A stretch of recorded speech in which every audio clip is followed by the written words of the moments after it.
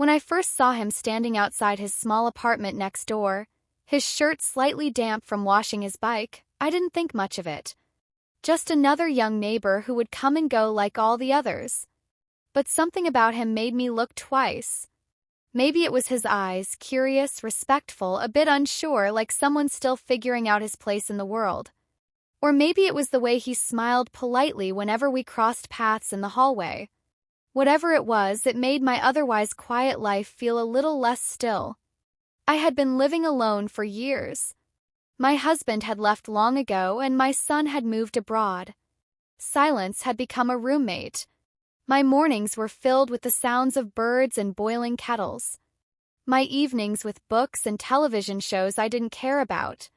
Life had settled into a kind of numb rhythm, safe, uneventful, and entirely forgettable until Armin moved in. Yes, that was his name, Armin. 20 years old, studying engineering, living on his own for the first time. One evening my doorbell rang. I opened the door to find him standing there holding a small screwdriver. "Ma'am, sorry to bother you, but do you have a tape or hammer?" My curtain rod just fell down. I smiled and nodded. "Of course. Come in, I'll find it." He stood awkwardly at the entrance while I fetched the tools. His eyes scanned the living room, quiet, clean, full of old photos and warm lights. "You live alone?" he asked hesitantly. I nodded. "Yes, for quite some time now." He didn't say much after that, just thanked me and left. But from that day on, he would wave every time he saw me. Then it became a good morning. Then a quick "how are you?" Then one day, a soft knock at my door during a storm. "Ma'am, lights are out in my flat. Could I stay here for a bit, just until the power's back?" I let him in. We sat on opposite sides of the sofa, sipping tea in candlelight. That was the first night we truly conversed. He told me about his small town, his dreams of becoming an engineer, his fear of loneliness in the big city.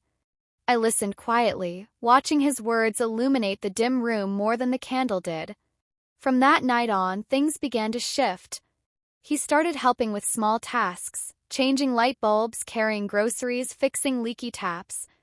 I started cooking extra portions of dinner by accident and offering them to him. We would sit on the balcony some evenings, watching the sky change colors and exchanging little pieces of our lives. And then came that Sunday. I had been cleaning the house all morning, tired and frustrated. The vacuum cleaner had jammed and my back was aching. I sat down on the floor, rubbing my temples. That's when the bell rang. Armin stood there holding a bag of fruits. "I was passing by the market.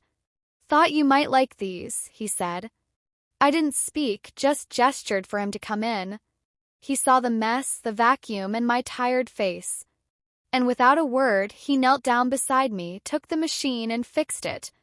"You should rest," he said gently. That was the first time he touched my hand, not in any suggestive way, just a soft, reassuring hold, warm and steady. Something fluttered in my chest, a kind of stirring I hadn't felt in years. That evening, we had dinner together for the first time. I made chicken curry. He praised it like a small child. We laughed, and when he reached across the table to hand me the salt, our fingers brushed again. Neither of us pulled away immediately. The atmosphere changed that night, not with words, not with actions, but with presence. Over the next few weeks, that presence grew louder. He would sit closer. I would pour his tea with more care. Our conversations became deeper, memories, regrets, fears, and quiet dreams. He never disrespected the space between us, and yet he filled it completely. I'll never forget the night I caught him looking at me, not like a neighbor, not like a boy looking at an older woman, but like someone who saw something I didn't even know still existed in me. Quiet kind of longing. A pull of connection that ignored time, age, and what society would whisper. I don't know how long we stayed like that on the couch. The weight of everything unsaid swirling between us. Side, the sky had shifted into hues of orange and gold.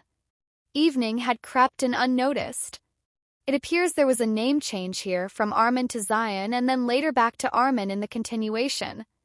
I will assume the intended name is Armin, and correct the instance of Zion to Armin for consistency.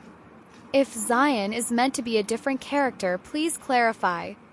Armin eventually looked up at me with those eyes, those impossibly deep, searching eyes that made me feel like no one else had ever truly seen me before. "Alina," he whispered, his voice hushed. "What happens now?" I opened my mouth, but no words came. The truth? I didn't know. Everything about this felt unpredictable, dangerous, but also beautifully alive. "We just breathe," I finally said, touching the side of his face gently. "One day at a time."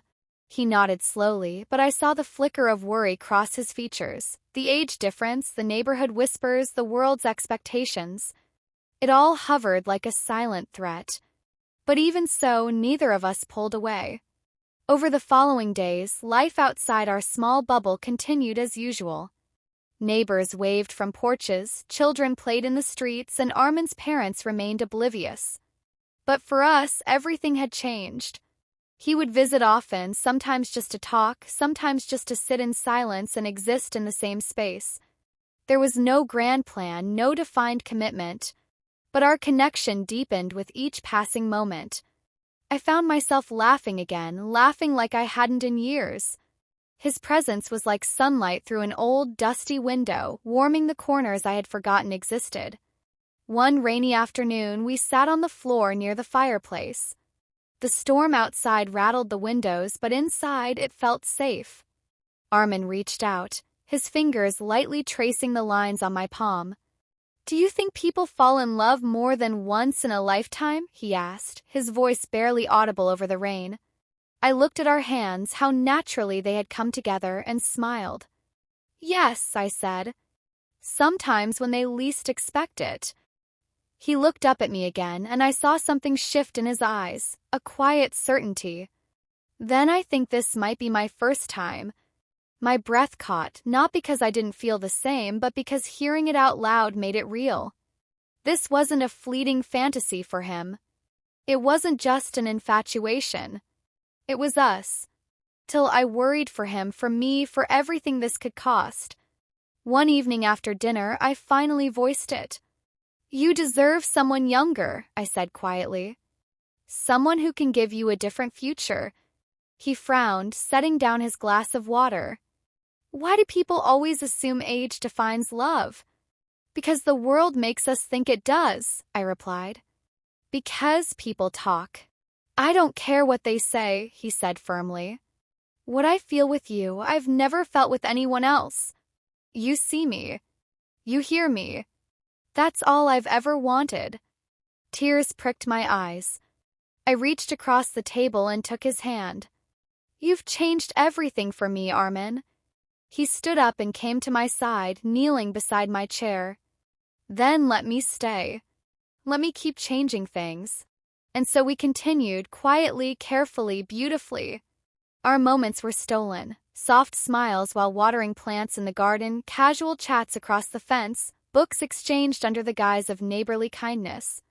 But behind closed doors, our bond was something sacred. One night, we sat on my rooftop. The stars were scattered like diamonds across black velvet. We lay side by side on a blanket, our fingers barely touching. "Do you think this will last?" he asked. "I don't know," I replied honestly. "But I know I'll never forget it." He turned to face me, his face inches from mine. "No, neither will I."